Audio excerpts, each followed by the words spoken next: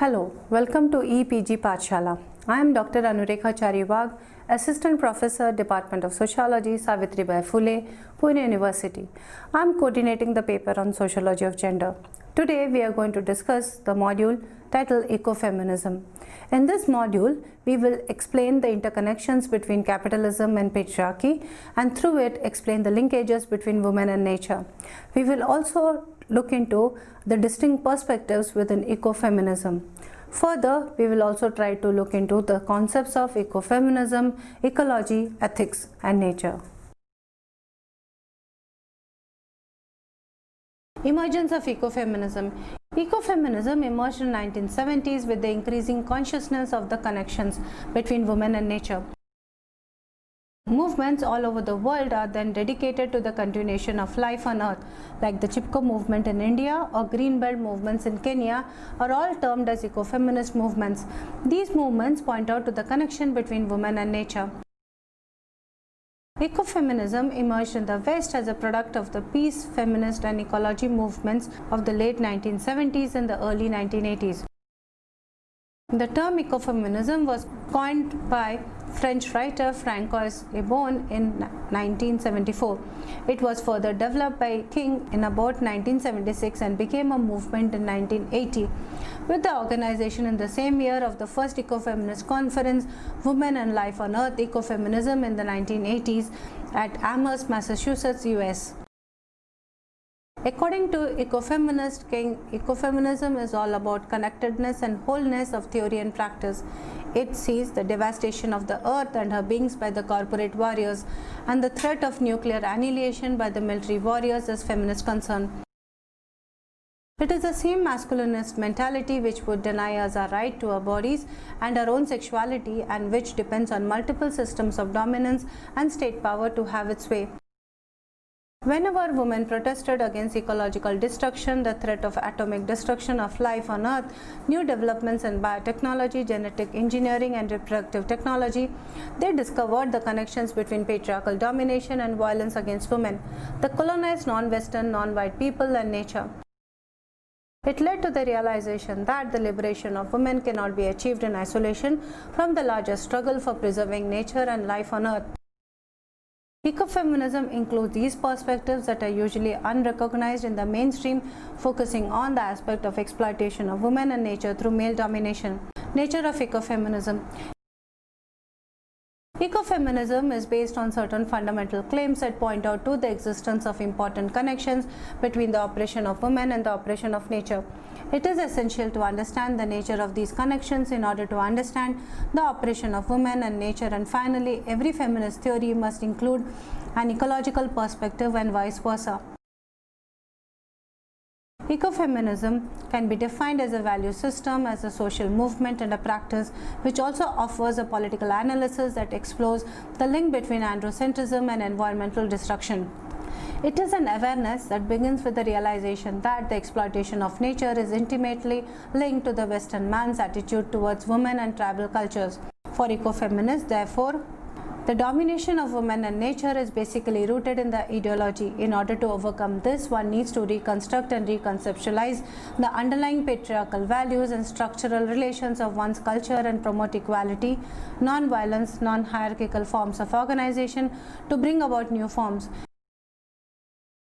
According to the ecofeminist, one also needs to realize the interconnectedness of all life processes and hence revere nature and all life forms. Humans should not try to control nature but work along with it, and must try to move beyond power-based relationships. This would mean integrating the dualisms on the polarization of the male and the female in one conception of reality. Importance should also be given, the ecofeminists argue, to the process rather than only to the goal. The personal is political, and hence female private sphere is just as important and applicable to the male public sphere. One needs to change the patriarchal nature of the system by withdrawing power and energy from patriarchy. Ecofeminist ethics. Many ecofeminists advocate some form of an environmental ethic that deals with the twin operations of the domination of the woman and nature through an ethic of care and nurture that arises out of women's culturally constructed experiences. As philosopher Karen Warren conceptualizes it, an ecofeminist ethic is both a critique of male domination of both women and nature and an attempt to frame an ethic free of male gender bias about women and nature. It not only recognizes the multiple voices of women located differently by race, class, age, and ethnic considerations, it centralizes those voices. Ecofeminism builds on the multiple perspectives of those whose perspectives are typically omitted or undervalued in dominant discourses. For example, Chipko movement in developing a global perspective on the role of male domination in and the exploitation of women in nature. An ecofeminist perspective is thereby structurally pluralistic, inclusivist, and contextualist, emphasizing through concrete example the crucial role plays in understanding sexist and naturist practice. Merchant explains about a partnership ethic that treats humans as equals in personal, household, and political relations, and humans as equal partners with, rather than controlled by or dominant over, non-human nature. Just as human partners, regardless of sex, race, or class, must give each other space, time, and care, allowing each other to grow and develop individually within supportive, non-dominating relationships, so humans must give non-human nature space, time, and care, allowing it to reproduce, evolve, and respond to human actions. Perspectives of ecofeminism. Different configurations of ecofeminism reflect the different ways of analyzing the connections between women and nature, as well as the differences in the nature of women's operation and solutions to them. Liberal feminism formed a prominent part of the history of feminism since its beginning in the 17th century until the 1960s, when each individual maximizes his or her own productive potential as optimal society can be made. Thus, what is good for each individual is also good for a society as a whole. Historically, liberal feminists have argued that women do not differ from men as rational agents, and that exclusion from educational and economic opportunities have prevented them from realizing their own potential for creativity in all spheres of human life. 20th century liberal feminism was inspired by Simone de Beauvoir's Second Sex, 1949, and Betty Friedan's Feminine Mystic, 1963. De Beauvoir argued that women and men were biologically different, but that women could transcend their biology, freeing themselves from their destiny as biological reproducers to assume masculine values. Friedan challenged that I am just a housewife mystique resulting from post-World War II production forces that made way for soldiers to reassume jobs in the public sphere, pushing the reserve army of women laborers back into the private sphere of home. The liberal phase of the women's movement that exploded in the 1960s demanded equity for women in the workplace and in education as a means of bringing about a fulfilling life. Simultaneously, Rachel Carson made the equation of life on Earth a public issue. Her Silent Spring, published in 1962, focused attention on the death-producing effects of chemical insecticides accumulating in the soil and tissues of living organisms, deadly exiles that bombarded human and non-human beings from the moment of conception until the moment of death. For liberal ecofeminists, as for liberalism generally, environmental problems result from the overly rapid development of natural resources and the failure to regulate pesticides and other environmental pollutants. Given the equal educational opportunities to become scientists, natural resource managers, regulators, lawyers, and legislators, women like men can contribute to the improvement of the environment, the conservation of natural resources, and the higher quality of human life. Women, therefore, can transcend the social stigma of their biology and join men in the cultural project of environmental conservation. Cultural feminism developed in the late 1960s and 70s. Cultural ecofeminism is a response to the perception that women and nature have been mutually associated and devalued in Western culture. Sherry Ortner's 1974 article, Is Female to Male as Nature is to Culture?, posed a problem that motivates many ecofeminists. Ortner argued that cross-culturally and historically, as opposed to men, have been seen as closer to nature because of their physiology, social roles, and psychology. Physiologically, women bring forth life from their bodies, undergoing the pleasure, pain, stigma attached to menstruation, pregnancy, childbirth, and nursing, while men's physiology leaves them freer to travel, hunt, conduct warfare, and engage in public affairs. Socially, childbearing and domestic caretaking have kept married women close to the hearth and out of workplace. Psychologically, women have been assigned greater emotional capacities with greater ties to the particular, personal and present than men, who are viewed as more rational and objective with a greater capacity for abstract thinking. To cultural ecofeminists, the way out of this dilemma is to elevate and liberate women and nature through direct political action. Many cultural feminists celebrate an era in prehistory when nature was symbolized by pregnant female figures, trees, butterflies and snakes, and in which women were held in high esteem as bringers forth of life. An emerging patriarchal culture, however, dethroned the mother goddesses and replaced them with male gods to which female deities became subservient. The scientific revolution of the 17th century further degraded nature by replacing Renaissance organicism and a nurturing earth with a metaphor of a machine to be controlled and repaired from outside. Their ontology and epistemology are viewed by cultural feminists as deeply masculinist and exploitative of a nature historically depicted in the female gender. The earth is dominated by male-developed and male-controlled technology, science and industry.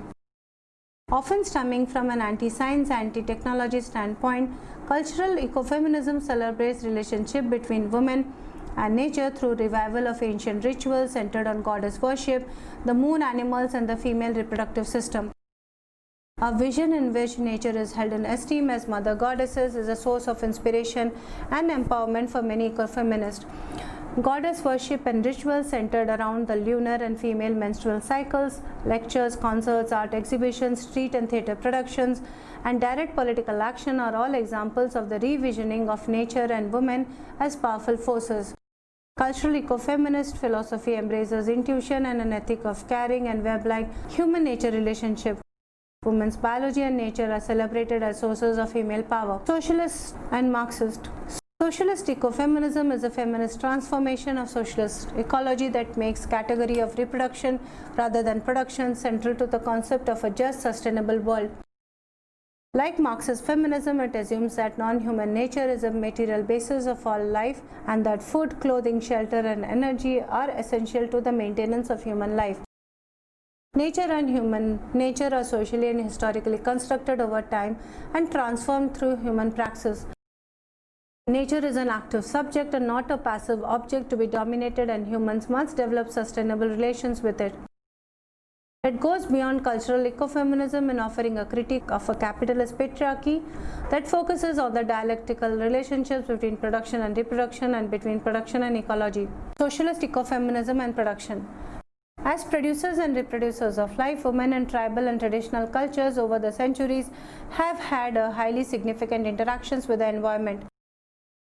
Women's intimate knowledge of nature has helped to sustain life in every global human habitat. Under capitalism, as sociologist Abby Peterson points out, men bear the responsibility for and dominate the production of exchange of commodities, while women bear the responsibility for reproducing the workforce and social relations. Women's responsibility for reproduction includes both biological reproduction of the species, intergenerational reproduction, and intragenerational reproduction of the workforce through unpaid labor in the home. Here too is included the reproduction of the social relations, socialization.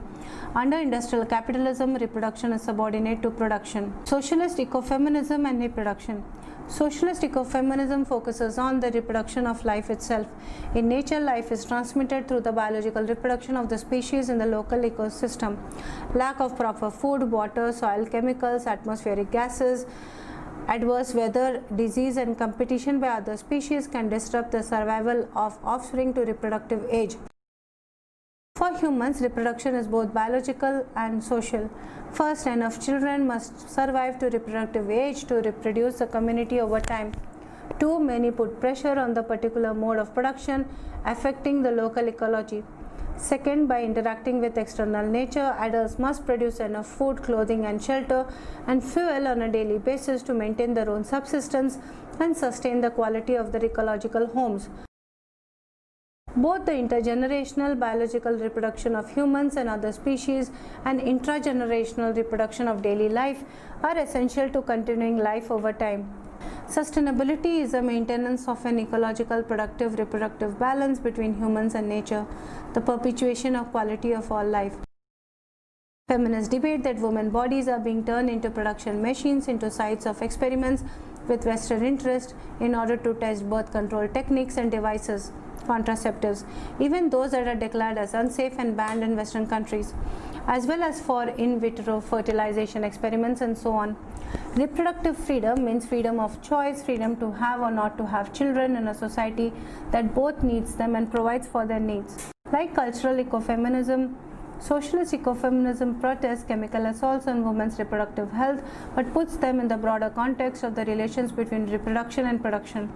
It can thus support point of production actions such as the Chipko and the Greenbelt movements in the Third World protests by Native American women over cancer-causing radioactive uranium mining on reservations, and protests by environmental justice advocates over toxic dumps in urban neighborhoods. Ecofeminism in India.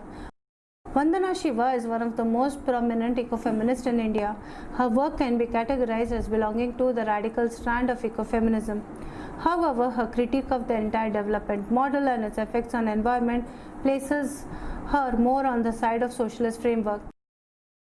Vandana Shiva analyzes modern science and technology as a Western patriarchal colonial project which is inherently violent and perpetuates this violence against women and nature. Pursuing this model of development has meant a shift away from traditional Indian philosophy, which sees Prakriti as a living and creative process, the feminine principle from which all life arises. Under the garb of development, nature has been exploited mercilessly, and the feminine principle was no longer associated with activity, creativity, and sanctity of life, but was considered passive and as a resource. This has led to marginalization, devaluation, displacement, and ultimately the dispensability of women. Women's specialized knowledge of nature and the dependence on it for staying alive were systematically marginalized under the onslaught of modern science. Shiva, however, notes that third world women are not simply victims of development processes but also possess the power for change. She points out to the experience of women in the Chipko movement in 1970s in the Garhwal Himalayas, where women struggled for the protection and regeneration of the forest. Further, she argues, along with Maria Mies, that whenever women have protested against colonial destruction or nuclear annihilation, they were aware of the connections between patriarchal violence against women, other people, and nature. These movements were informed by the ecofeminist principles of connectedness, wholeness, interdependence, and spirituality, in opposition to capitalist patriarchal science that is engaged in disconnecting and dissecting. It is argued that the ecofeminist position, that is subsistence perspective, is rooted in the material base of everyday subsistence production of women all over the world.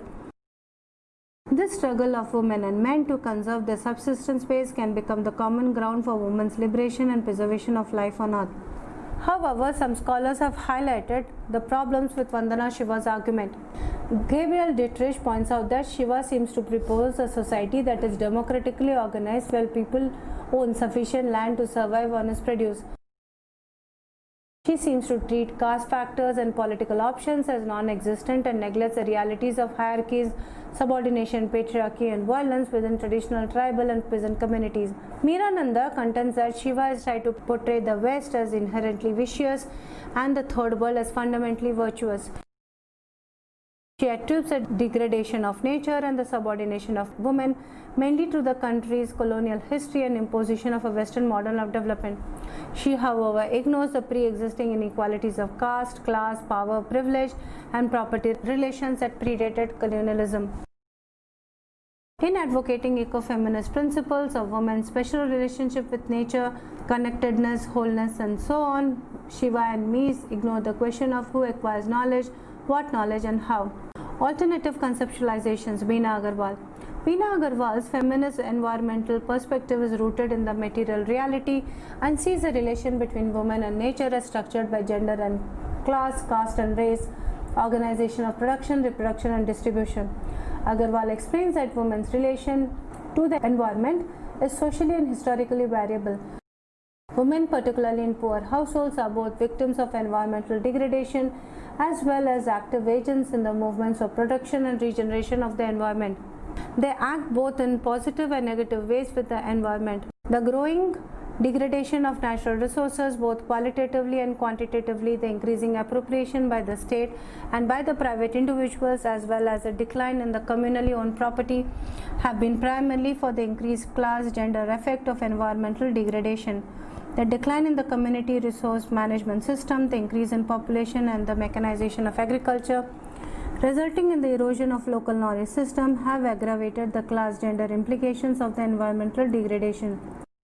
Disappearing forests, village commons, shortage of drinking water, and so on have increased women's work, as they now have to spend more time and walk longer distances to get fuel, fodder, food and water. Drying up or pollution of wells accessible to lower caste women have meant that an increased dependence on upper caste women to dispense water to them. The degradation of forest and the historical and ongoing malpractices and the state policies and increasing privatization have restricted the access of villagers to the forest and village commons. It has further reduced the number of items that women could gather from forest and village commons. That has directly resulted in reduced incomes. The extra time spent in gathering has reduced the time available for women for crop production. The little that the women earn through selling firewood is also reduced due to deforestation, having a direct impact on the diets of the poor household. The decline in the availability of fruits, berries and so on, as well as firewood, has forced the people of poor households to shift to less nutritious food and eat half-cooked meals and even reduce the number of meals eaten per day. The existing gender biases within the family lead to women and female children getting secondary treatment with regard to food and health care. The displacement of people due to large dams or large-scale deforestation has led to the disruption of social support networks within and between villages. Women, particularly of poor and rural households who depend largely on such networks for economic and social support, are adversely affected and has also eroded a whole way of life and has resulted in alienation and helplessness. The dominant forms of development have led to a devaluation and marginalization of women's indigenous knowledge and skills that they have acquired through their everyday interaction with nature. Simultaneously, they are not trained to use the new technologies and are excluded from the planning process. With degradation and privatization of natural resources, the material base of women's knowledge is declining. Critique.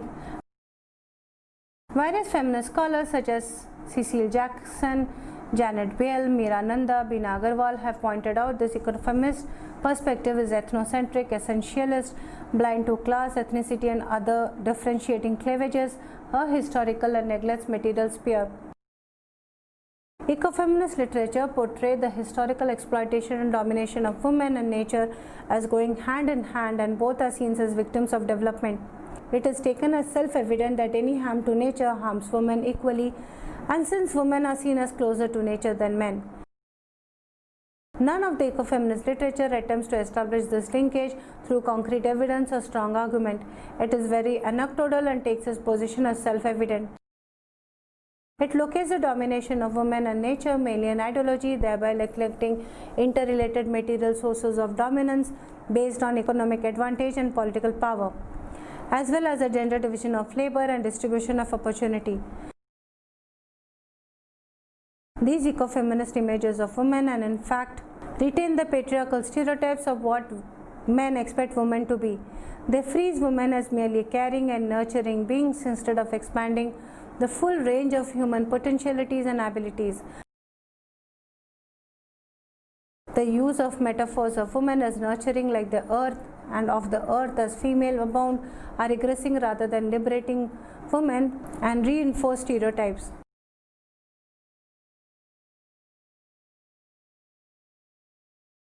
What these arguments seem to overlook is that concepts of nature, culture and gender are historically and socially constructed and vary across and within cultures and time periods. This essentialism presents women as a homogeneous category both within the countries and across nations, and it fails to differentiate among women by class, race, ethnicity and so on. Ecofeminist essentialism fails to put forward any account of historical change in society. Critics like Susan Prentice argue that emphasizing the special relationship of women with nature and politics imply that what men do to the earth is bad, unlike women, thereby ignoring the fact that men too can develop an ethic of caring for nature. It also fails to analyze capitalism and its domination of nature.